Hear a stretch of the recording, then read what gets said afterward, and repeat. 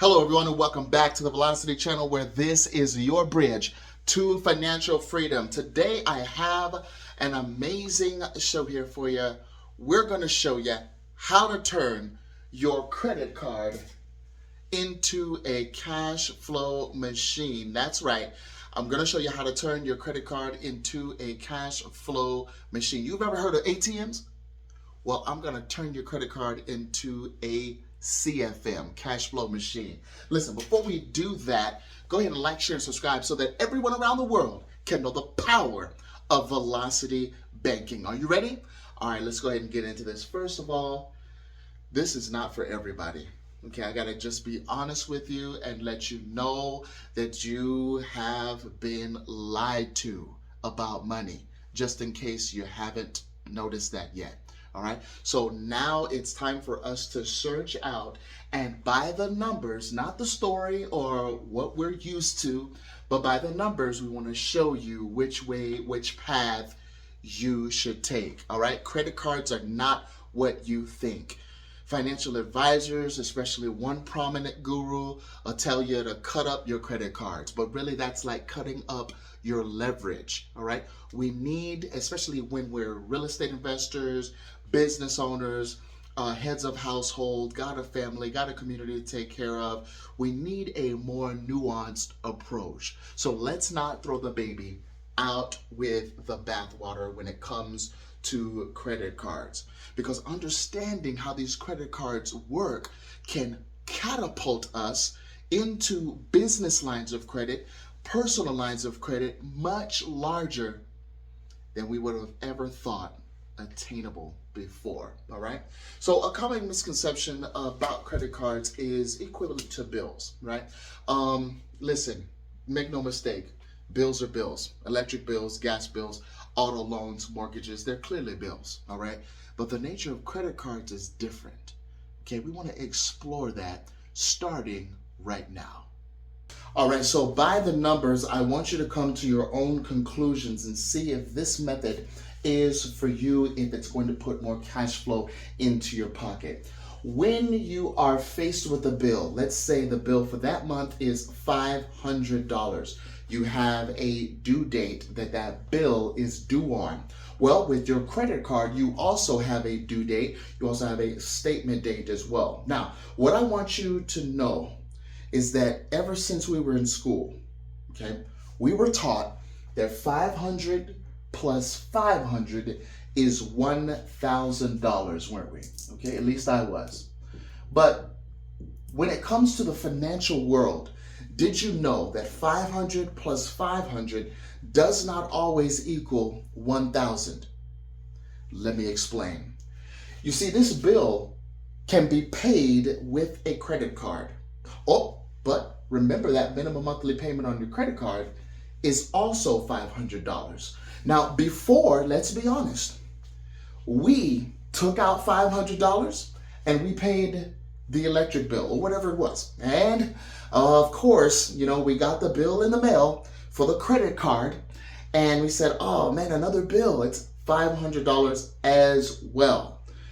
Well, what if I told you that if your electric company takes credit cards, or if your gas company takes credit cards, or if your auto loan or your mortgage, and yes, you can pay your mortgage with your credit card, Discover MasterCard, you can let me know if you need help with that.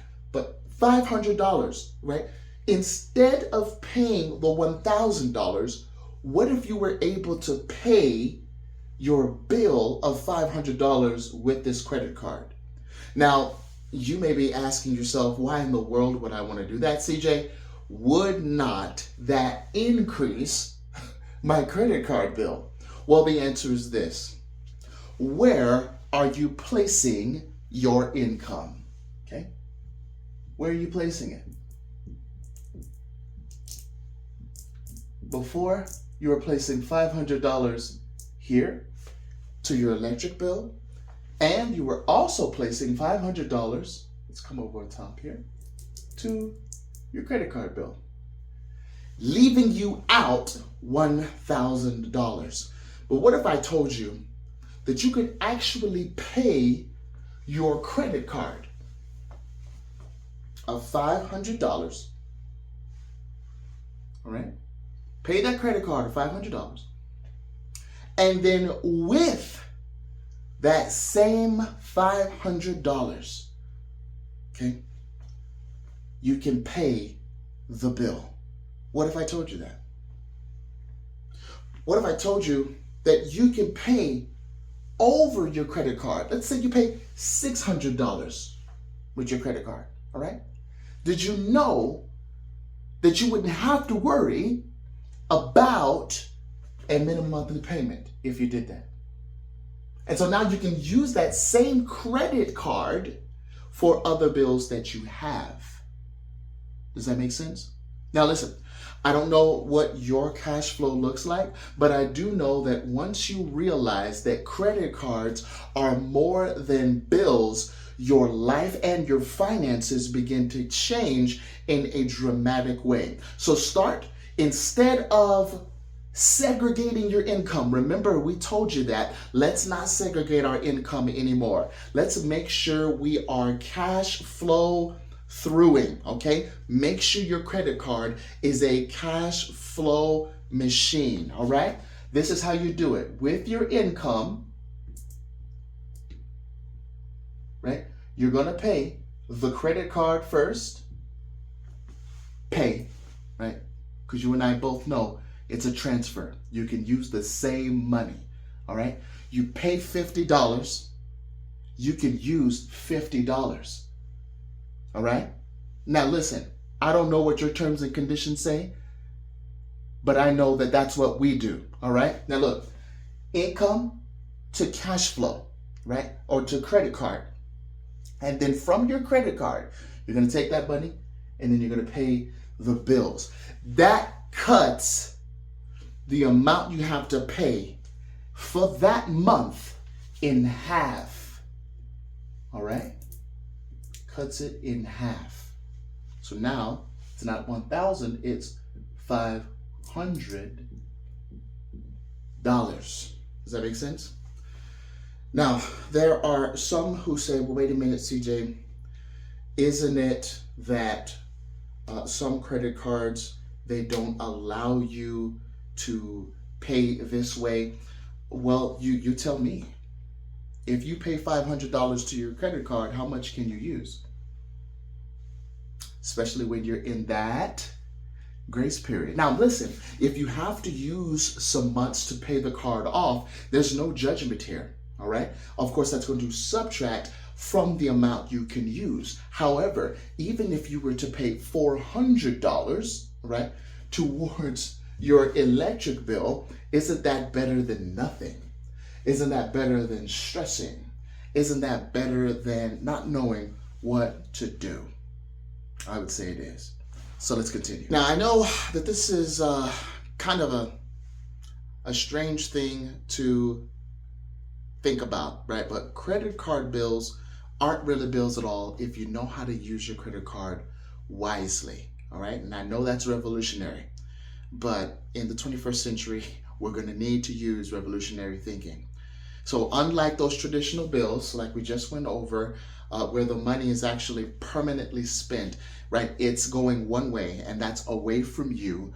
Credit card payments can be managed in a way that offers financial flexibility and potential benefits. Now, did you know that there are even credit cards that can give you cash back, right? When you're using them wisely? They can even provide you rewards, all right? They can give you more Lebensraum. They can give you more living room, okay? More margin when you know how to use them. So since you have to spend the money anyway, why not get rewarded for spending that same amount of dollars, all right?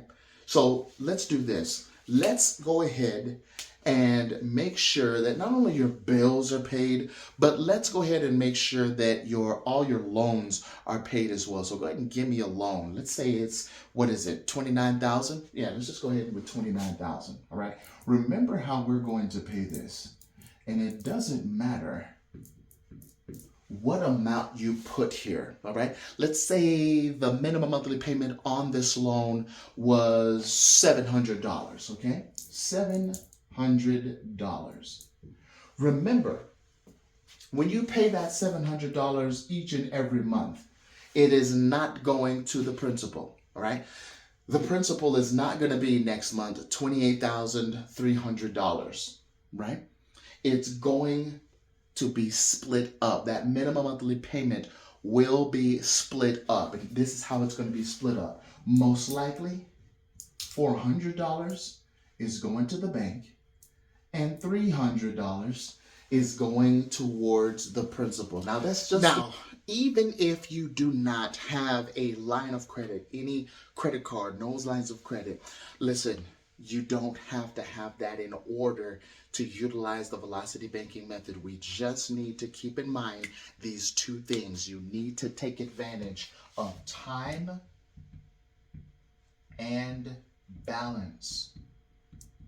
When you understand the importance of time and balance, everything else will come into picture, all right? Now listen, when you have the 400 and the 300 being split up like that, you've got to make sure that this number is decreased, right? The interest, and this number, which is the principal, is increased, because we need more going towards paying this off than you do not, right? So look, $400 is going to the bank. That money is gone.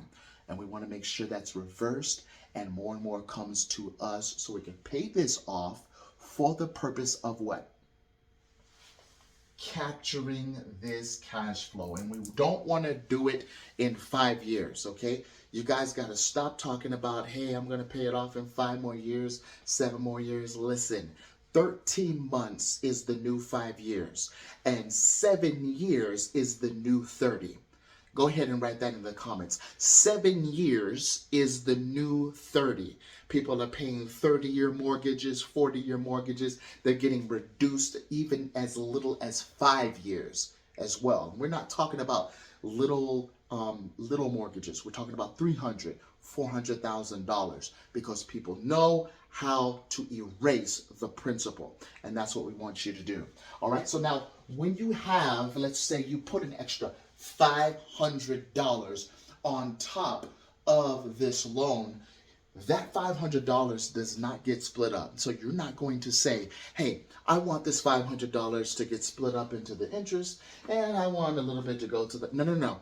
Your full $500, that extra $500 each and every month is going towards the principal, all right? So now it's going to be $800 each and every month towards the principal. So we're paying more towards the principal and less in comparison in interest. Now, the reason why that is there's something funny that goes on as you take care of your principal, all right? We're just going to go ahead and put a question mark here for the interest rate.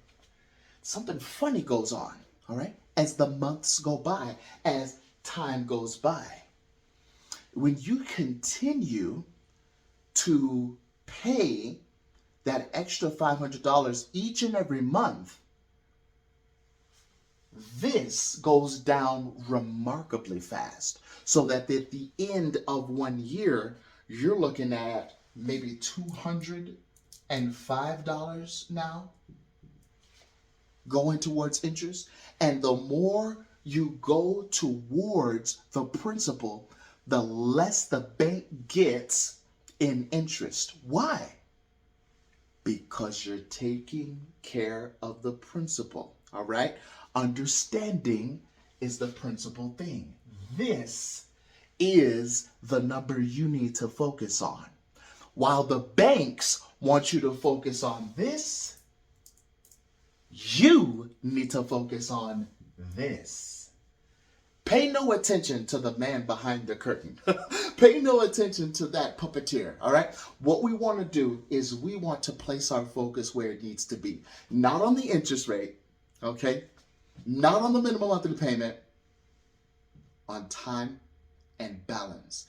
And when we are paying the principal in this way, you're going to see more and more of the interest be transferred to the principal. So that's why we're able to pay off loans so fast. Folks, that's the secret. We just know how to take the money that's sitting there doing nothing, right? Perhaps your money is sitting in a retirement account doing nothing.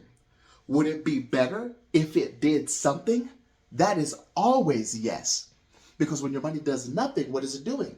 It's losing value. And we don't want your money to lose value. We want it to increase. And we also want you to increase your cash flow. Okay, so that is what is going on. As soon as you get rid of that $700, where does that $700 go? That's right into your pocket. Where's it going to go from there? Wherever you want it to go. Maybe you want to get another car. Perhaps you want to get an asset so it can pay for your car. Perhaps you want to do something else with it. Well, you can now, because now you are plus $700 more. All right. So how long would it actually take you to get out of a loan like that, $29,000? Well, if you are paying the $10,000, do you remember that? It's not going to take you long, because what? If you can replenish the $10,000 every 5 months, right? Remember our example? Now remember, you may not have this example, so please place your numbers in here, okay? The velocity term equals 5 months, okay?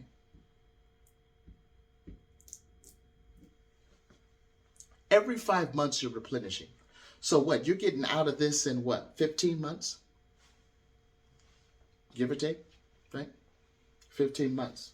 And that's not to mention the monthly payment that you're going to be doing, right? So in 15 months, you have the $700 each month. So look, you have 15 months to think about what you're going to do with $700. Are you going to squander it, right? Or are you going to grow it? Folks, you need to start a business. You should start a business in 2025 and make sure that this $700 grows to be $7,000 a month, $70,000 a month, and that's just in one business, let alone real estate investing and the other aspects. Folks, I'm going to get on out of the way so that you can take a screenshot. Please, if you have any questions, let us know. Of course, we have a webinar talking about the Money Max account, making sure that your money works for you instead of you just working for money.